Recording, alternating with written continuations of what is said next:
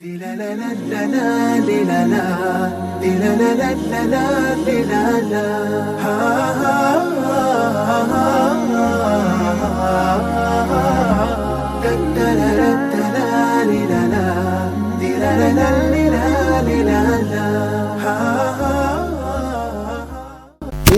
dilarang mengamalkan satu amalan tanpa kita memiliki ilmu tentangnya, ditolak oleh Allah, tidak akan diterima.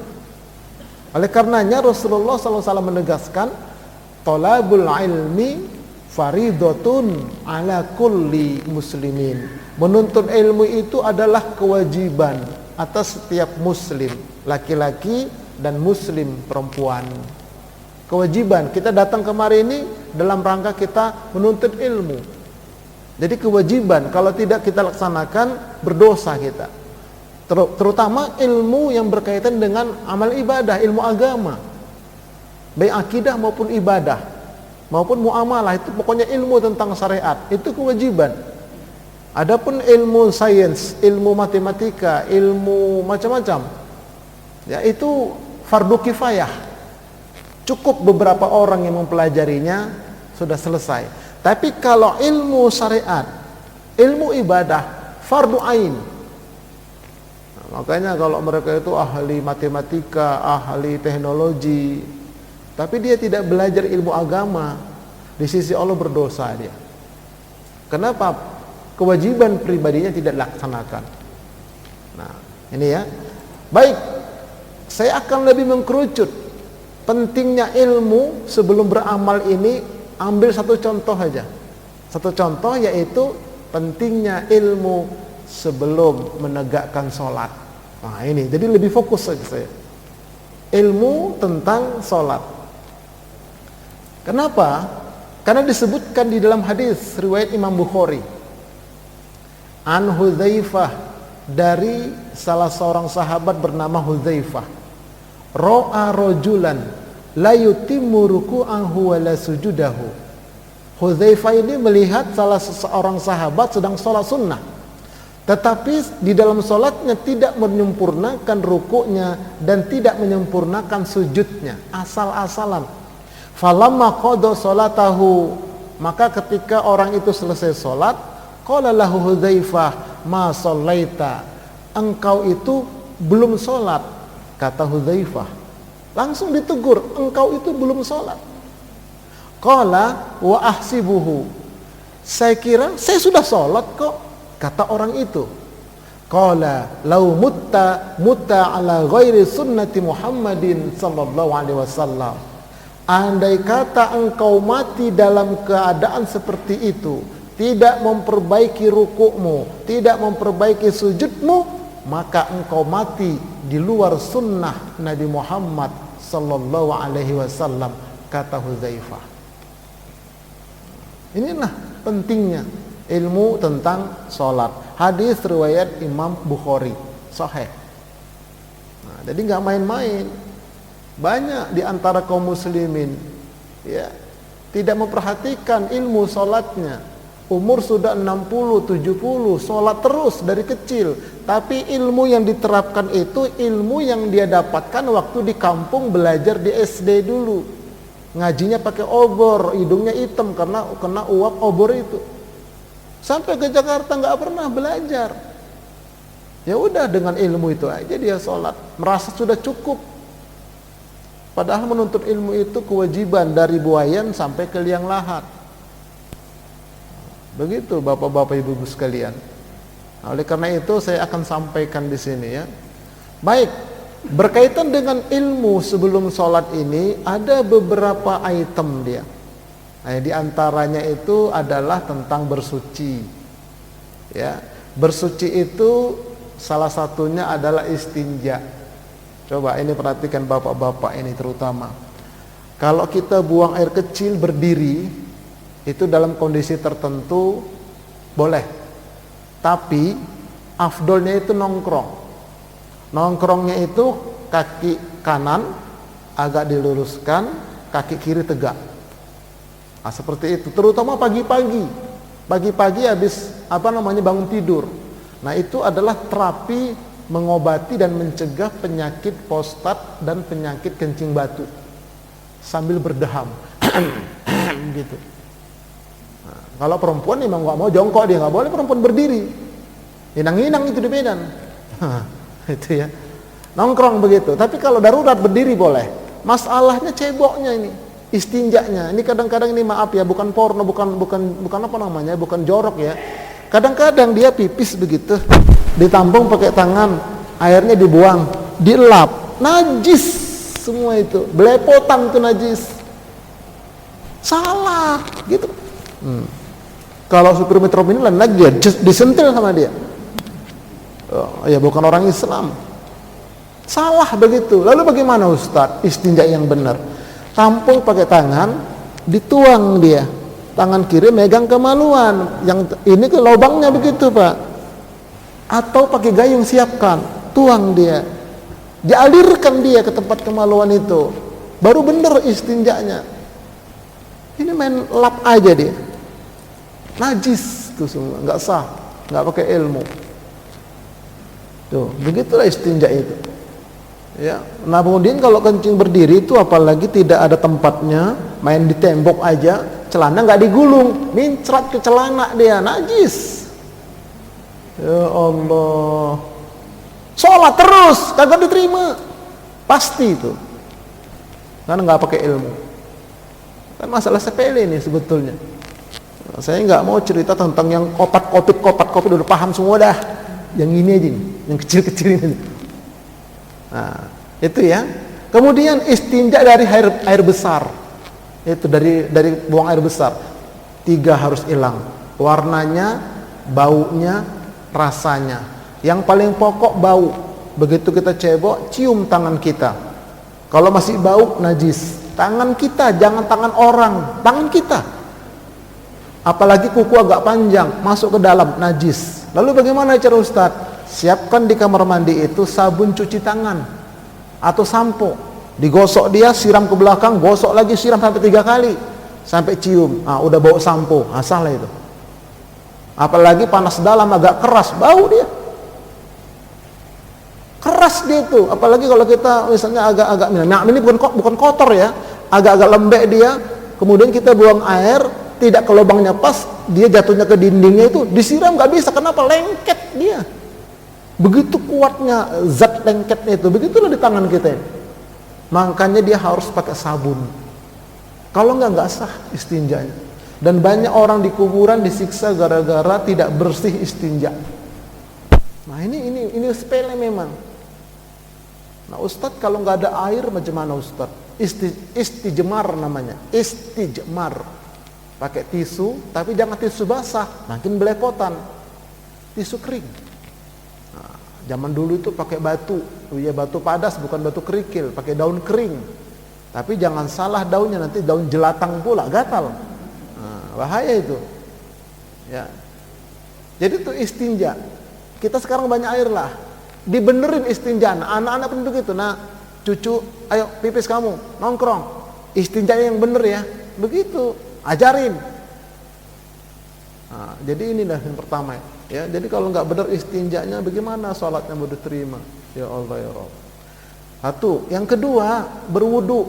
Disebutkan dalam surah Al-Maidah ayat yang ke-6, wudu itu membasuh tangan ke siku, bukan dari siku ke tangan. Ini kadang-kadang begini, salah. Itu wudunya orang Syiah. Kalau ahlu sunnah itu dari tangan ke siku. Pertama basuh, sudah basuh dia, sudah sah sekali aja. 3 kali sunnah. Tuh. Tangan, siku. Begitu juga membasuh kaki ke mata kaki. Berarti diangkat kakinya, ditonggengkan begini, dari ujung kaki tarik ini. Ini enggak kayak main bola aja dia. Bagaimana wudhu begitu? Kayak main bola gitu kan, main gitu aja, diangkat tuh kaki. Baru sah wudunya, surah Al-Maidah ayat 6. Inilah kadang-kadang sepele aja kita, kebanyakan kaum muslim. Kemudian kalau tidak ada air atau sakit, tayamum. Ya. Tayamum itu disebutkan dalam surah Al-Maidah lanjutannya, bertayamumlah kamu dengan permukaan bumi yang bersih, sapulah mukamu dan tanganmu. Jadi medianya itu kalau dia tanah kering, ya misalnya di kampung ada tanah merah gitu, kering, itu boleh, jangan basah. Ya, kemudian batu padas, material nanti kapan-kapan beli satu agak gede yang bakal bikin pondasi, bawa taruh di pojok rumah dia. Jangan disapu Bu, biarin aja. Ada debu, pakai itu medianya. Atau kaca di rumah kita, kaca cermin atau kaca lemari, kenapa ini nggak dibersihkan? Siap-siap untuk tayamum, begitu boleh. Jadi kacanya banyak debunya, siap-siap untuk tayamum. Atau medianya, kalau orang tua dulu, kalau orang garis sumur, dibuat seperti gunduk dia. Tanah yang bersih dan yang dalam itu dibuat seperti gunduk, dijemur sampai kering. Setelah itu dimasukkan ke Tupperware, rapat. Kalau kita sakit atau bagaimana, ambil satu, bungkus pakai sapu tangan, dihancurkan dia, digelar. Situ juga boleh tayamum. Nah, tayamumnya caranya, ya, sapu mukamu, bukan dibasuh, disapu, dan kedua tanganmu. Diteprok, kalau pakai cincin dibuka cincinnya, diteprok, ditiup. Atau begini, jangan begini, habis tar. Begini, ditiup. Udah? Atau begini tadi. Nah, sapu mukamu, sapu muka. Danganmu, udah, enggak sampai siku. Kalau wudhu sampai siku, kalau tayamum tidak. Sapu mukamu dan tanganmu. Surah Al-Maidah ayat 6. Begitu caranya. Ustadz, kalau di pesawat lagi umroh, lagi haji bagaimana? Tayamum. Tidak ada tayamum di pesawat karena nggak ada debu. Pakai AC kok. Lalu pakai apa? Pakai ini. Cukup ini bisa untuk 3 kali wudhu ini. Cukup dia. Dituang. Langsung muka, jangan kumur-kumur. Banjir pesawat. Tuang begini, sapu muka, basuh. Terus sampai rata sekali aja. Ini tampung tangan. Begitu juga yang kiri. Kepala ambil kaki. Selesai sholat di pesawat. Begitu caranya. Ini lagi tawaf dia batal wudu. Ustadz, saya batal wudu. Entar kita ke sono, wudu pakai air zam-zam. Repot Ustadz, saya tayamum aja. Di mana Bapak tayamum? Saya bilang. Ya, saya pinjam badan Ustadz. Loh, kok pakai badan saya? Kan Ustadz tercipta dari tanah. Astagfirullah, saya bilang. Siapa yang ngajarin? Saya bilang. Itu jadi inilah kadang-kadang tidak pakai ilmu, semangat dia tapi nggak ada ilmunya. Nah itu ya tayamum. Kalau kita sakit, misalnya di sini ada anggota tubuh kita yang wajib wudhu nggak bisa diperban, tayamum. Walaupun sebagian ulama mengatakan ketika wudhu nanti ditempel-tempel begini pakai air, tapi kalau saya lebih cenderung tayamum. Ada solusi kok. Itu ya. Baik. Nah kemudian mandi wajib. Mandi wajib itu tidak sah pakai sampo, tidak sah pakai sabun. Waduh, Ustaz, saya selama ini pakai sampo Ustaz. Berarti nggak ada ilmunya. Ya apanya memang selama ini kebanyakan kaum muslimin beribadah katanya-katanya atau ikut-ikutan. Nih, saya sampaikan ilmunya, diantaranya hadis riwayat Imam Muslim. Nomor 474. Idza qatasala minal janabah, apabila Nabi itu mau mandi untuk mandi junub, mandi janabah, kata Aisyah ini, Nabi pertama mencuci kedua tangan. Masuk kamar mandi kaki kiri, cuci 2 tangan. Kemudian Nabi tuangkan pakai tangan kanan ke tangan kiri, istinja. Kalau kita pakai gayung lah, istinja. Ya, kemaluan depan maupun kemaluan belakang, bersih-bersih.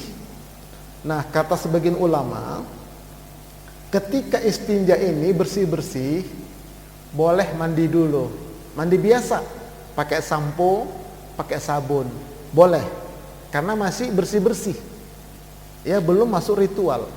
Nah, setelah mandi biasa pakai sampo, pakai sabun, baru dia kemudian beranduk, berwudu seperti wudu mau sholat. Tetapi kedua kaki jangan dibasuh, nanti terakhir. Ini hadis yang riwayat Imam Muslim. Walaupun nanti ada riwayat lain kakinya dibasuh, tapi dalam hadis ini kaki nggak dibasuh, nanti penutup. Saya ulang, cuci tangan, istinja, mandi biasa, pakai sampo, pakai sabun. Setelah itu dia pakai handuk berwudu, seperti wudu mau sholat. Tapi ketika kaki jangan dibasuh. Nah setelah itu baru dia tampunglah pakai kedua tangannya air, taruh di kepala, diremas-remas pangkal kepalanya itu 3 kali, tampung lagi, taruh lagi di kepala, diremas-remas. Setelah itu baru dia buka handuk, ya, ambil air pakai gayung, siram kepala kanan ke kiri 3 kali, pelan-pelan aja siram. Kalau pakai shower miring dia 1, 2, 3, ke kiri lagi 1, 2, 3. Nah setelah itu baru ambil air pakai gayung, siram dari ubun-ubun sambil berniat, sengaja aku mandi wajib. Atau dia berniat sengaja aku mandi Jumat, atau sengaja aku mandi Idul Fitri, Idul Adha, atau sengaja aku mandi ihram. Dia basahin semua badannya. Nah ketika mandi wajib ini tadi, jangan pakai sampo lagi, tidak boleh. Jangan pakai sabun lagi, tidak boleh, karena sudah di awal tadi. Nah ketika mandi wajib ini, jangan buang angin, nanti batal wuduknya. Jangan pipis, nanti batal wuduknya. Ustadz, saya kentut Ustadz. Ya batal wuduknya, lalu bagaimana? Ulangin dari wuduk lagi. Kaki jangan dibasuh, kepala diremas-remas lagi, kanan kiri siram lagi, baru niat lagi. Pas niat, pipis, batal lagi, wuduk lagi, 3 kali masuk angin, main air mulu. Nah makanya jaga jangan sampai kentut dia ketika mandi tadi. Dan ketika gosok-gosok jangan pakai telapak tangan, apa-apanya dong, itu-itunya dong, nggak boleh. Tapi gosoknya pakai belakang tangan. Karena menurut sebagian ulama, tangan kita ini, telapak tangan kalau menyentuh kemaluan kita sendiri batal, apalagi punya orang lain, punya sendiri batal. Langsung dia ya, tanpa ada alas, langsung dia. Tuh makanya begitu mandi sudah dirasa basah semua, pakai handuk, barulah basuh kaki kanan 3 kali, kaki kiri 3 kali. Maka selesailah mandi wajibnya, berikut dengan wuduknya. Dia keluar, dia berdoa, habis wudhu, pakai pakaian sholat. Ustadz ketika mau sholat saya kentut, bagaimana? Wudhu aja, jangan mandi lagi, kerajinan. Wudhu, karena sudah dibasuh tadi kakinya. Begitulah cara mandi wajib. Nih, baik, kemudian ilmu tentang gerakan sholat, ya, ilmu tentang gerakan sholat. Nah, gerakan sholat ini kata Nabi, wasallu kama ra'aitumuni usalli, dan sholatlah kalian sebagaimana kalian melihat aku sholat. Sahabat melihat Nabi, diabadikan oleh ulama, maka menjadi hadis, itu yang sampai kepada kita. Nah jadi dari gerakan banyak sekali kaum muslimin, gerakan sholatnya ya Allah ya Rabb, tidak pakai ilmu, banyak sekali. Yang pertama, berdiri tegak menghadap kiblat. Ini berdiri ini Bapak Ibu, ya, posisinya itu kaki sejajar dengan pundak lebarnya, jangan terlalu lebar, serakah, jangan rapat, nggak boleh. Laki perempuan sama, sejajar pundak. Kemudian ujung jari kakinya itu lurus ke kiblat, jangan miring begini, lurus begini ke kiblat, lurus, tegak lurus begitu berdirinya. Ini saya contohkan sedikit ya, tuh begitu tuh, begitu, jangan begini, nih, lurus menghadap kiblat. Laki perempuan sama.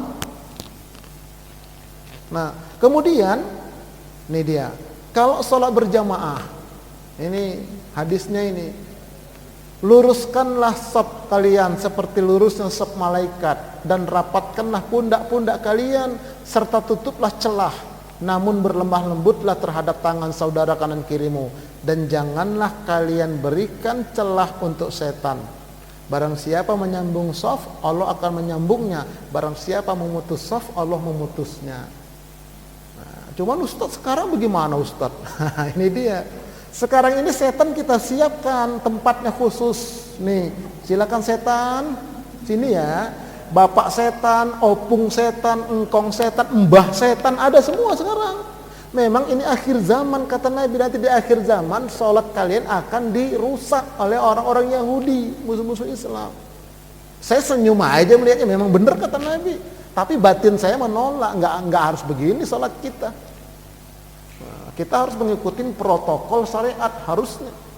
Tapi ya wes lah, mau bilang apa? Nah, salah-salah nanti repot pula. Yang penting batin kita, makanya kata Nabi kalau lihat kemungkaran, robah dengan power. Nggak mampu Ustaz dengan lisan, nggak mampu Ustaz dengan batin. Saya nggak setuju yang begini. Itu aja udah. Tapi dengan hati. Ya, jangan ridho. Ini kan untuk antisipasi. Apaan orang antri vaksin aja rapet. Lah dari Jakarta Medan naik pesawat deket-deketan 2 jam. Lah sholat cuma 5 menit. Ya wes lah, buhuraro. Udah nggak usah lagi. Tapi nanti batin kita itu pokoknya nggak setuju, udah itu aja. Ya, saya sampaikan ini, batin nggak setuju, udah itu aja. Jangan sampai kepada tindakan anarkis, nggak usah. Batin aja nggak setuju, udah. Nanti kalau dirapatkan ada mata-mata, nggak boleh sholat ke masjid lagi kan? Tutup masjidnya, bahaya. Ini itu juga. Nah, ustadznya didenda juga, dulu 5 juta. Nah, udah, ya wes lah. Memang zamannya ya. Nah kemudian yang berikutnya tentang angkat tangan. Nih angkat tangan ini juga ada ilmunya Bapak Ibu sekalian. Ya misalnya begini, angkat tangan sejajar pundak, tuh, atau sejajar daun telinga, atau dia menghadap ke pipinya boleh. Begitu.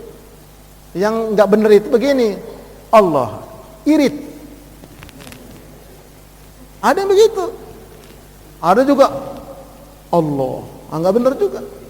Ada juga begini, nggak benar. Jadi terbuka begini, angkat tangan. Nah kemudian sedekap juga ada ilmunya. Ada beberapa pilihan, setidaknya pilihannya itu 6. Yang pertama, telapak tangan ditaruh punggung telapak kiri, antara pusar sama dada. Yang kedua, telapak tangan ditaruh pergelangan. Yang ketiga, agak ke sini, siku. Kalau rapat kayak di Masjidil Haram. Nah, kemudian pilihan berikutnya telapak tangan taruh di dada. Atau ya, dipegang pergelangan, ditaruh di atas pusar. Bagi orang yang perutnya agak gendut. Pegang. Iya, boleh. Begitu caranya. Jangan di leher. Ada yang begitu, nggak benar. Ada yang di samping,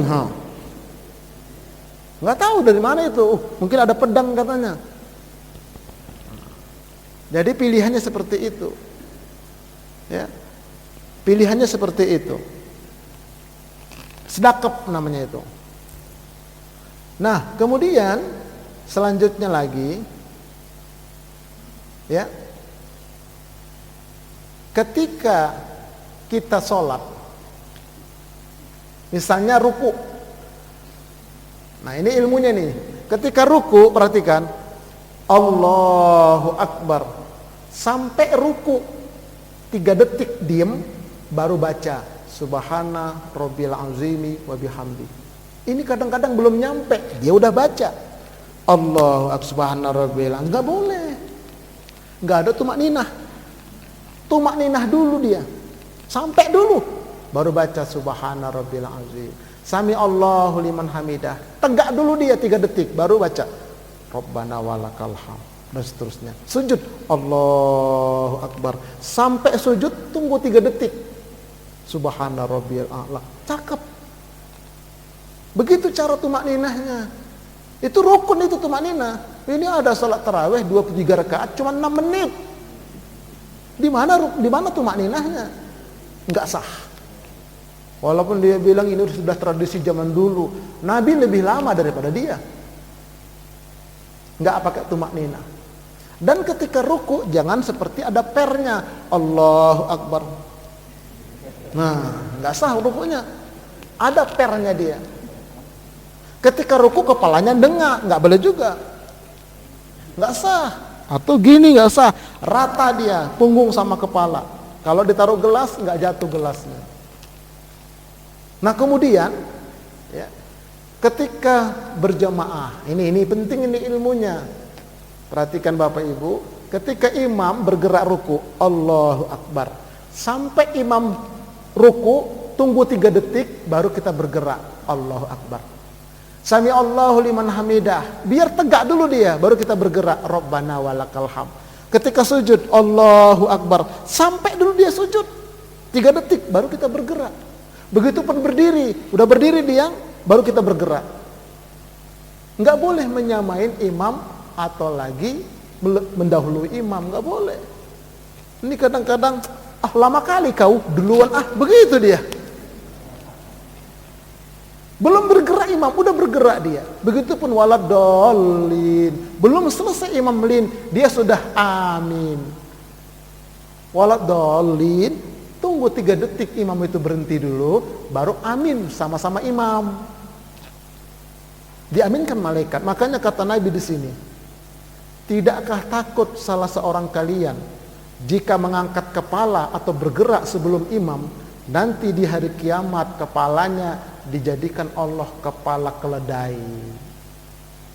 Tuh, sholat dia tapi nanti di akhirnya kepalanya keledai. Kenapa itu? Sering nyamain imam atau duluin imam.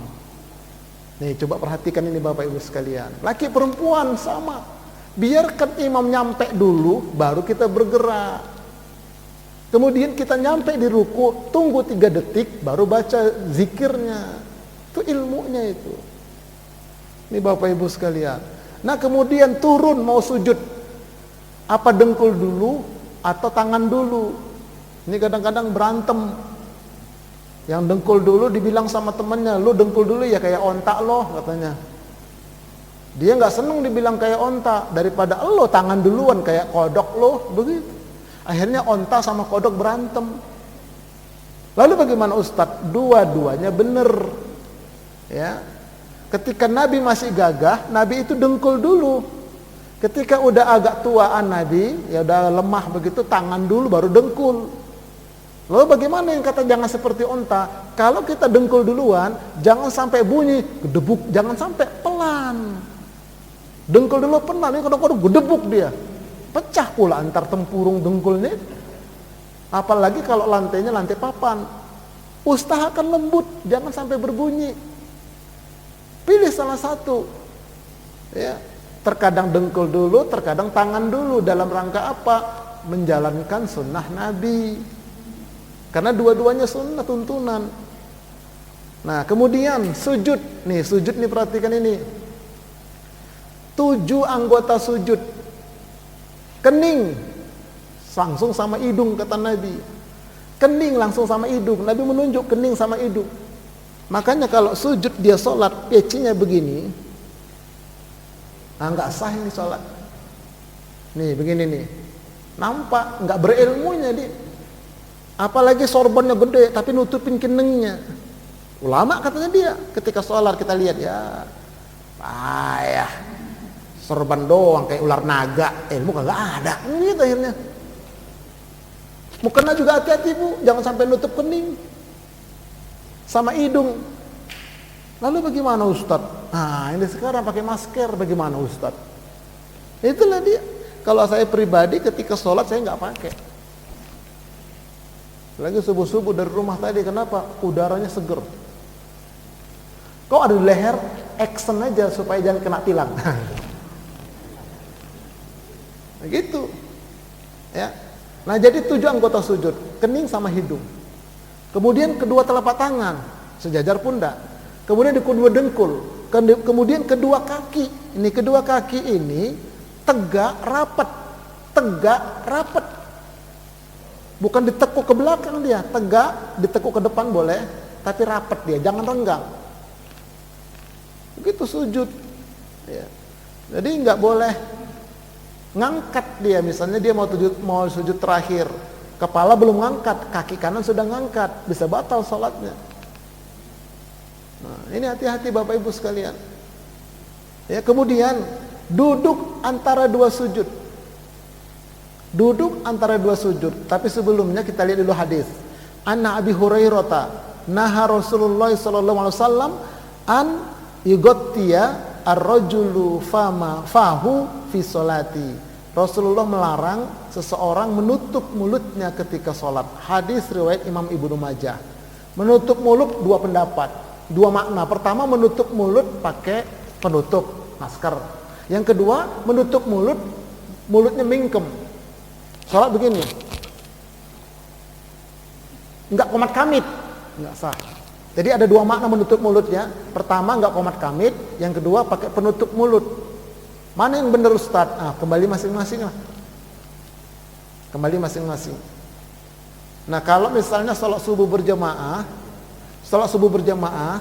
tadi pagi ada salah seorang jamaah, malamnya makan pete sama jengkol, terus mau sholat nggak sikat gigi. Ketika walad dolin, amin, kita tutup mulut lah, bawa jigong. Makanya hati-hati kalau ke masjid, sikat gigi dulu supaya jangan terganggu tetangga kita. Ini ya. Nah, kemudian duduk antara dua sujud itu ada dua pilihan. Pertama, duduk iftirosh, kaki kiri direbahin, duduk di sana, kaki kanan tegak. Yang kedua, duduk iqo, kedua kakinya tegak, duduk di atasnya. Itu namanya duduk antara dua sujud. Ya. Nah, adapun duduk dua-duanya direbahi, itu namanya duduk istirahat ketika mau berdiri ke atas. Dari rakaat pertama, rakaat kedua, ke rakaat kedua, habis sujud, duduk dulu dia istirahat, baru berdiri. Itu sunnahnya. Jangan langsung Allahu Akbar langsung berdiri, jangan. Duduk dulu sebentar, istirahat, baru berdiri. Tangan ke lantai bertahannya. Tuh, seperti itu tuntunannya. Nah, kemudian ketika tahiyat, nih perhatikan tangan ketika tahiyat. Jari kelingking, jari manis dilipat, tinggal 3. Jari tengah sama jempol ditemuin, bunder, lingkar. Coba Bapak Ibu minta tolong praktekkan coba. Tangan kanan, jari manis, jari kelingking, jari manis dilipat, kan tinggal 3 itu. Nah, jari tengah sama jempol ditemuin. Ini yang benar. Jangan begini. Banyak yang begini. Salah, nggak tepat dia, nggak nyunah. Hadisnya sahih. Tuh, tengah-tengahnya ketemu sama jempol, ngelingker. Itu ditekan dia, ditekan. Tuh, kalau orang Hindu lain lagi begini dia. Orang Buddha tuh. Gini dia. Kalau kita begini, ditekan dia. Taruh di dengkol. Ustaz, ada yang goyang-goyang. Ada hadisnya. Ada hadisnya itu. Ulama yang 4, imam yang 4 itu 4 model dia. Kalau Imam Syafi'i, waktu dia at-tahiyat masih lemes. Ketika asyhadu alla ilaha illallah, baru ngacung dia. Itu Imam Syafi'i. Kalau Imam Hambali, ya, ketika ada kalimat Allah, atahiyatul mubarakatus sholawatut thayyibatul lillah. Dia goyang gitu. Assalamu alayka ayyuhan nabi wa rahmatullah. Begitu. Setiap ada Allah dia bergerak. Tuh. Nah, kemudian Imam Malik. Nah, Imam Malik dari awal dia. Nah, udah gitu-gitu dari awal dia. Ya tuh. Begitu-gitu. Goyang terus kayak ekor ular derik. Ada hadisnya memang semuanya. Nah, tapi kalau kita bagaimana? Lihat komunitasnya. Kalau kita di sini, ya kan rata-rata mengikut Asy-Syafi'i. Udah begitu, jangan kita godek-godek di sini. Ntar kata orang, lu tangan lo godek-godek dari begitu, ganggu, nanti ganggu temen. Ikutin aja yang Imam Syafi'i, karena ada hadisnya, begitu loh. Ya, jangan penampilan beda di tengah-tengah yang mayoritas. Nanti jadi menimbulkan fitnah. Ya kalau orang tahu, kalau nggak tahu, kalau orang nggak tahu nanti jadi fitnah dia. Itu ya. Nah, kemudian ketika salam, ini perhatikan salam, ya, muka dilihat orang belakang. Assalamualaikum warahmatullahi. Jadi membentuk 45 derajat. Begitu ya. Nggak boleh begini. Assalamualaikum. Nah itu nggak bener. Cuma ngelirik doang dia. Assalamualaikum warahmatullahi. Ada yang begitu saya lihat, salah sunnah. Nggak bener lah. Harus bergerak. Assalamualaikum warahmatullahi. Assalamualaikum warahmatullahi wabarakatuh. Ke kanan kan? Assalamualaikum warahmatullahi. Nggak boleh begini. Assalamualaikum. Kertak. Nah. Jadi dada berpaling dari kiblat, batal salatnya. Dada nggak boleh bergerak, yang bergerak kepala. Kalau berjamaah, imam kita Assalamualaikum warahmatullahi, Assalamualaikum warahmatullahi. 2 salam imam, baru kita bergerak yang pertama. Assalamualaikum warahmatullahi. Begitu. Jadi 2 salam imam, baru kita makmum salam pertama. Cakep kalau begitu semua. Ini enggak, imam belum selesai salam pertama, dia udah 2 salamnya. Allahu Akbar. Lapi itu. Nah inilah. Jadi ini harus diperhatikan. Jadi rapih dia. Nah setelah salam kanan kiri, jangan bergerak dulu kata Nabi. Jangan bergerak dulu. Duduk, tetap duduk tawaruk itu. Duduk tahiyat akhir. Nah tahiyat akhir juga duduknya harus bener. Ini maaf ini. Tahiyat akhir itu yang kanan ini ditegakin. Jangan begini. Salah. Ini nggak boleh. Tegak begitu tuh. Ini tegak ini. Ustadz cantengan, begini boleh kalau cantengan jempolnya. Kalau nggak cantengan tegak dia. Ya, jadi tetap duduk tawaruk, jangan bergerak dulu. Baca Astaghfirullah, Astaghfirullah, Astaghfirullah. Allahumma antas salam, wa minkas salam, tabarakta dzal jalali wal ikram. Barulah robah posisi. Makmum pun begitu. Makmum boleh bersilah. Kalau di belakang ada yang masbuk, maju dikit dia bersilahnya. Nah, atau duduk bagaimana terserah. Yang penting setelah dia Allahumma antas salam. Kalau imam setelah dia Allahumma antas salam dan seterusnya tadi, posisinya boleh menghadap ke sana. Boleh menghadap ke sana. Boleh menghadap ke belakang. Dulu Nabi selalu menghadap ke sana. Sahabat pindah semua ke kanan. Ketika Nabi menghadap ke sana, habis sholat ke sana, sahabat pindah semua. Kenapa? Ingin memandang wajah Nabi. Karena kalau memandang wajah Nabi ada kesejukan. Nah kalau kita sekarang memandang wajah imam, banyak pertanyaan. Itu juga. Ini imam kita ini, begitu. Apalagi imamnya Ustadz Purba, banyak utang kayaknya. Begitu nanti jadi pikiran. Akhirnya Nabi ngadep ke belakang, barulah sahabat tenang. Awal-awal dulu Nabi itu zikirnya agak keras supaya memberi pelajaran kepada sahabat. Setelah sahabat paham dan bisa, baru dipelankan oleh Nabi. Sambil bertanya, kemana si fulan? Kemana si fulan? Kalau sakit, ayo kita temuin. Begitu. Nah itulah aslinya Bapak Ibu sekalian. Ilmu tentang gerakan sholat. Jadi nanti di akhirat yang pertama diperiksa adalah sholat. Bukan puasa. Awalu ma yuhasabu bihil abdu yaumal qiyamati sholatuhu. Sholat itu ada yang diterima, ada yang ditolak. Yang diterima namanya sholat khusyuk. Qad aflahal mu'minun. Sungguh beruntung orang beriman. Siapa mereka? Alladzina hum fi sholatihim khusyi'un. Yaitu orang-orang yang khusyuk di dalam sholatnya. Nah kemudian sholat ditolak, ada juga fawailul lil musallin. Celakalah orang yang sholat tiap hari. Siapa mereka? Alladzina hum fi sholatihim sahun. Yaitu orang-orang yang sholat sementara sholatnya sahun. Arti sahun melalaikan. Apa yang dilalaikan? Pertama waktu sholat, ya udah azan zuhur, baru azan belum qomat, tar dulu tuh. Begitu qomat belum takbir imam, rumah dekat masjid nih. Begitu takbir belum salam imam, begitu imam salam, masih lama baru 12:30. Dia lalai-lalaikan sholat, padahal nggak ada kerjaan, cuma baca HP doang.